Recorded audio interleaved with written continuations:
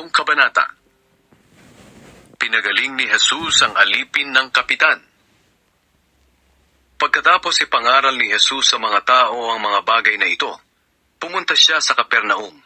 May isang kapitan doon ng hukbong Romano na may aliping malubha ang sakit at naghihingalo. Mahal niya ang aliping ito. Kaya nang mabalitaan ng kapitan ang tungkol kay Jesus, sinugo niya ang ilang mga pinuno ng mga Hudyo para pakiusapan si Jesus na pumunta sa bahay niya at pagalingin ang kanyang alipin. Pagdating nila kay Jesus, nakiusap silang mabuti sa kanya. Kung maaari po sana'y tulungan niyo ang kapitan dahil mabuti siyang tao. Mahal niya tayong mga Hudyo at ipinagpatayo pa niya tayo ng isang sambahan. Kaya sumama sa kanila si Jesus. Nang malapit na sila sa bahay ng kapitan, sinugo ng kapitan ang ilang mga kaibigan niya para salubungin si Jesus at sabihin, "Panginoon, huwag na po kayong mag-abalang pumunta sa bahay ko, dahil hindi ako karapat-dapat na puntahan niyo ang tahanan ko. Kaya nga hindi na rin ako naglakas loob na lumapit, dahil hindi ako karapat-dapat na humarap sa inyo. Sabihin niyo na lang po, at gagaling na ang utusan ko. Alam ko ito dahil nasa ilalim ako ng nakakataas na opisyal, at may nasasakupan din ako mga sundalo. Kapag sinabi ko sa isa, pumunta ka roon, pumupunta siya. Kapag sinabi kong, halika, lumalapit siya. At kahit ano pa ang iutos ko sa aking alipin ay sinusunod niya." Nang marinig ito ni Jesus, namanghas siya sa kapitan, at sinabi niya sa mga taong sumusunod sa kanya, "Hindi pa ako nakakita ng isang tao sa Israel na may ganitong pananampalataya." Nang bumalik sa bahay ang mga sinugo ng kapitan, nakita nilang magaling na ang alipin. Binuhay ni Jesus ang patay na binata. Pagkatapos, pumunta si Jesus sa bayan ng Nain. Sumama sa kanya ang mga tagasunod niya at ang maraming tao. Nang malapit na sila sa pintuan ng bayan ng Nain, nakasalubong nila ang libing ng kaisa-isang anak ng isang biyuda. Marami ang nakikipaglibing. Nahabag ang Panginoon sa biyuda nang makita niya ito. Sinabi niya sa biyuda, "Huwag kang umiyak."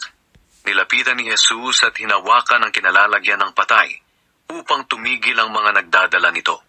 Sinabi ni Jesus, "Binata, bumangon ka." Umupo ang patay at nagsalita, at ibinigay siya ni Jesus sa kanyang ina. Kinilabutan ang mga tao at nagpuri sila sa Diyos. Sinabi nila, "Inalala tayo ng Diyos. Isinugo niya sa atin ang isang dakilang propeta," at kumalat sa buong Judea at sa lahat ng lugar sa palibot nito ang balita tungkol kay Jesus. Si Jesus at si Juan na tagapagbautismo. Ang lahat ng pangyayaring iyon ay binalita kay Juan ng mga tagasunod niya. Kaya tinawag ni Juan ang dalawa sa mga tagasunod niya at pinapunta sa Panginoon upang tanungin, "Kayo na po ba ang inaasahan naming darating o maghihintay pa kami ng iba?" Pagdating nila kay Jesus, sinabi nila, "Pinapunta po kami rito ni Juan na tagapagbautismo upang itanong sa inyo kung kayo na po ba ang inaasahan naming darating o maghihintay pa kami ng iba."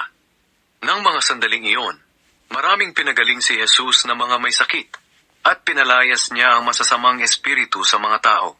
Pinagaling din niya ang mga bulag.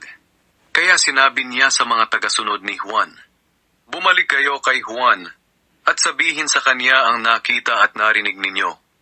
Nakakakita ang mga bulag, nakakalakad ang mga lumpo, gumagaling ang mga may malubhang sakit sa balat, nakakarinig ang mga bingi, muling nabubuhay ang mga patay, at ipinangangaral sa mga mahihirap ang magandang balita.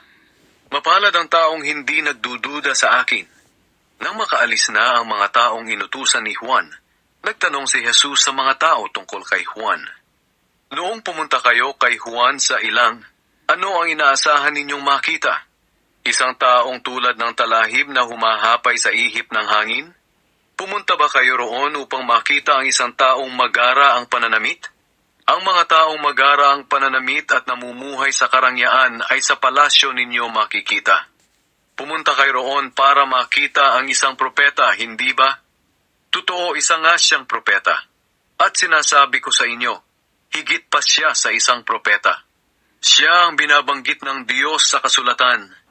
Ipapadala ko ang aking mensahero. mauuna siya sa iyo upang ihanda ang dadaanan mo. Sinasabi ko sa inyo, walang taong isinilang na mas dakila pa kay Juan, ngunit mas dakila pa sa kanya ang pinakahamak sa mga taong kabilang sa kaharian ng Diyos. Nang marinig ng mga tao, pati ng mga maniningil ng buwis, ang pangangaral ni Jesus, sumang-ayon sila na matuwid ang layunin ng Diyos, dahil nagpabautismo pa nga sila kay Juan. Pero ang mga Pariseyo at mga tagapagturo ng kautusan ay tumanggi sa layunin ng Diyos para sa buhay nila, dahil hindi sila nagpabautismo kay Juan. Sinabi pa ni Jesus, "Sa anong bagay ko maihahambing ang mga tao ngayon? Kanino ko sila maihahalin tulad? Katulad sila ng mga batang nakaupo sa plaza at sinasabi sa kanilang kalaro, 'Tinugtugan namin kayo ng tugtuging pangkasal, pero hindi kayo sumayaw. Umawit kami ng awit para sa patay, pero hindi kayo umiyak.' Katulad nila kayo. Dahil pagdating dito ni Juan na nakita ninyong nag-aayuno at hindi umiinom ng alak, sinabi ninyo, 'Sinasaniban siya ng masamang espiritu.' At nang dumating naman ako na anak ng tao, nakita ninyong kumakain ako at umiinom. Ang sabi naman ninyo, ang taong iyan ay matakaw at lasenggo, at kaibigan ng mga maniningil ng buwis at ng iba pang makasalanan. Ganoon pa man, ang mga taong sumusunod sa kalooban ng Diyos ay sumasang-ayon sa ipinapagawa ng Diyos sa amin." Pinuhusan ng pabango si Jesus. Inanyayahan si Jesus ng isang Pariseyo na kumain sa bahay niya. Pumunta naman si Jesus at kumain doon. Sa bayang iyon ay may isang babaeng kilala sa pagiging makasalanan. Nabalitaan niyang kumakain si Jesus sa bahay ng Pariseyo. Kaya pumunta siya roon at nagdala ng pabango na nasa isang sisidlang yari sa batong alabastro. Lumapit siya sa likuran ni Jesus sa bandang paanan. Doon ay umiyak ang babae at tumulo ang luha niya sa paa ni Jesus. Pagkatapos, pinunasan niya ito ng kanyang buhok. Hinalikan at binuhusan ng pabango. Nang makita iyon ng Pariseyong nag-anyaya kay Jesus, inisip niya, kung talagang propeta ang taong ito, alam sana niyang masama ang babaeng ito na humihipo sa kanya. Pero alam ni Jesus ang nasa isip niya. Kaya sinabi ni Jesus, "Simon, may sasabihin ako sa iyo." Sumagot si Simon, "Ano po yun, Guro?" Sinabi ni Jesus, "May isang lalaking inutangan ng 2 tao. Ang isa'y umutang sa kanya ng 500, at ang isa na may 50. Nang kapwa sila hindi makabayad, pareho silang pinatawad. Ngayon sa palagay mo, sino sa 2 ang lalong magmamahal sa nagpautang?" Sumagot si Simon, "Sa palagay ko po, ang may mas malaking utang." "Tama ang sagot mo," sabi ni Jesus. Pagkatapos ay nilingon niya ang babae at sinabi kay Simon, "Tingnan mo ang babaeng ito. Nang pumasok ako sa bahay mo, hindi mo ako binigyan ng tubig na ipanghuhugas sa paa ko. Pero ang babaeng ito ay sariling luha ang ipinanghugas sa paa ko, at ang buhok pa niya ang ipinunas dito. Hindi mo ako hinalikan bilang pagtanggap, pero siya'y walang tigil sa paghalik sa mga paa ko mula nang dumating ako. Hindi mo pinahiran ng langis ang ulo ko, pero pinahiran niya ng mamahaling pabango ang mga paa ko. Kaya sinasabi ko sa iyo na ang malaking pagmamahal na ipinakita niya sa akin ay nagpapatunay na pinatawad na ang marami niyang kasalanan. Pero ang taong kaunti lang ang kasalanang pinatawad, ay kaunti rin ang ipinapakitang pagmamahal." Pagkatapos, sinabi ni Jesus sa babae, "Pinatawad na ang mga kasalanan mo." Ang mga kasama niya sa pagkain ay nagtanong sa kanilang sarili, "Sino kaya ito na pati kasalanan ay pinapatawad?" Sinabi ni Jesus sa babae, "Iniligtas ka ng iyong pananampalataya. Umuwi kang mapayapa." 8 kabanata. Mga babaeng tumutulong kay Jesus. Pagkatapos, nilibot ni Jesus ang mga bayan at mga nayon ng Galilea. Nangaral siya ng magandang balita tungkol sa paghahari ng Diyos. Kasama niya ang 12 apostol at ilang babaeng pinagaling niya sa sakit o pinalaya sa masasamang espiritu. Kabilang dito si Maria na taga Magdala, na pinalaya niya mula sa 7 masasamang espiritu. Si Juana na asawa ni Cusa, nakatiwala ni Herodes, si Susana at marami pang iba. Ang mga babaeng ito ay tumutulong sa mga pangangailangan ni na Jesus mula sa mga ari-arian nila. Ang talinghaga tungkol sa manghahasik. Isang araw, nagdatingan ng maraming tao mula sa iba't ibang bayan at lumapit kay Jesus. Ikinuwento niya sa kanila ang talinghaga na ito. May isang magsasakang naghasik ng binhi. Sa kanyang paghahasik, may mga binhing nahulog sa tabi ng daan. Natapakan ito ng mga dumadaan at tinuka ng mga ibon. May mga binhi namang nahulog sa mabatong lugar. Tumubo ang mga ito, pero madaling nalanta dahil sa kawalan ng tubig. May mga binhi namang nahulog sa lupang may matitinik na damo. Sabay na tumubo ang mga binhi at mga damo. Pero sa bandang huli ay natakpan ng mga damo ang mga tumubong binhi. Ang iba na may nahulog sa mabuting lupa. Tumubo ang mga ito at namunga ng napakarami. Pagkatapos, sinabi ni Jesus, "Kayong mga nakikinig, dapat nyo itong pag-isipan." Ang layunin ng mga talinghaga. Tinanong si Jesus ng mga tagasunod niya kung ano ang kahulugan ng talinghaga na iyon. Sumagot si Jesus, "Ipinagkaloob sa inyo na malaman ang mga lihim tungkol sa paghahari ng Diyos. Ngunit sa iba'y ipinapahayag ito sa pamamagitan ng talinghaga, upang tumingin man sila'y hindi makakita, at makinig man sila'y hindi makaunawa." Ang kahulugan ng talinghaga tungkol sa manghahasik. Isinalaysay ni Jesus kung ano ang kahulugan ng talinghaga na iyon. Ang binhi ay ang salita ng Diyos.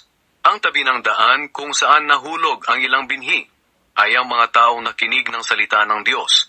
Ngunit dumating ang diablo at kinuha iyon sa mga puso nila upang hindi sila sumampalataya at maligtas.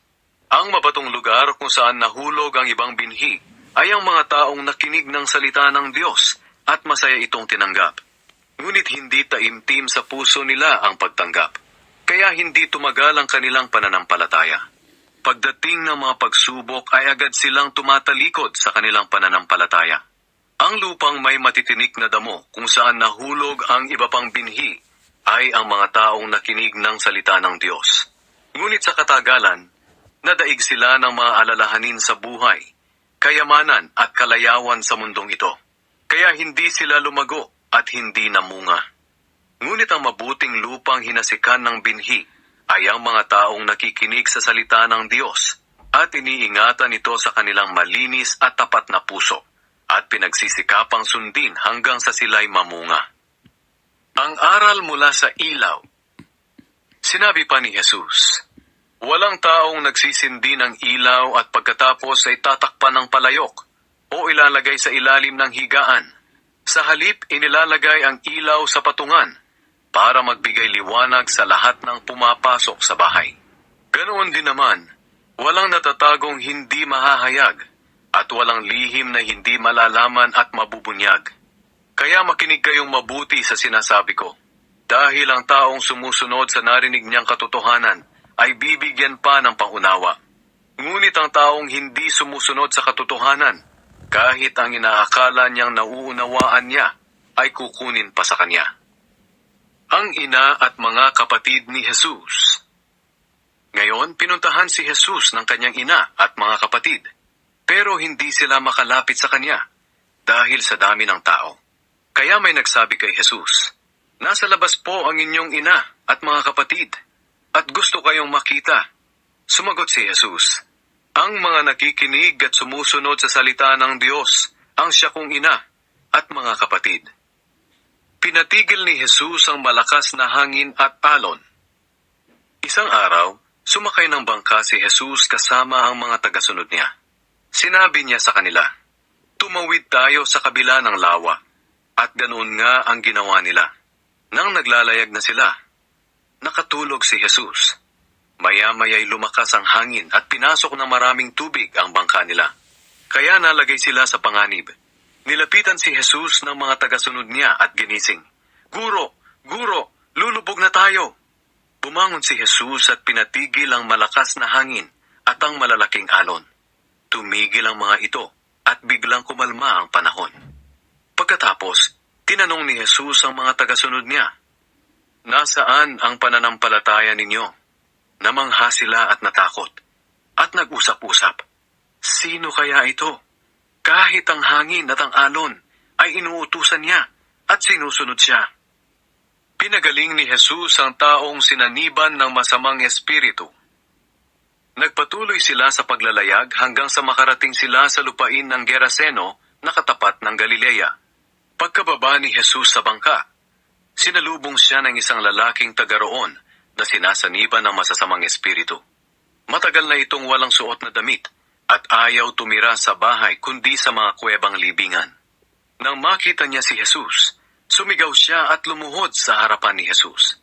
At sinabi niya ng malakas, "Ano ang pakialam mo sa akin, Jesus na anak ng kataas-taasang Diyos? Nakikiusap ako sa iyo, huwag mo akong pahirapan." Sinabi niya ito dahil inutusan ni Jesus na lumabas ang masamang espiritu sa kanya. Matagal na siyang sinasaniban ito. At kahit tinatalian siya ng kadena sa kamay at paa at binabantayan,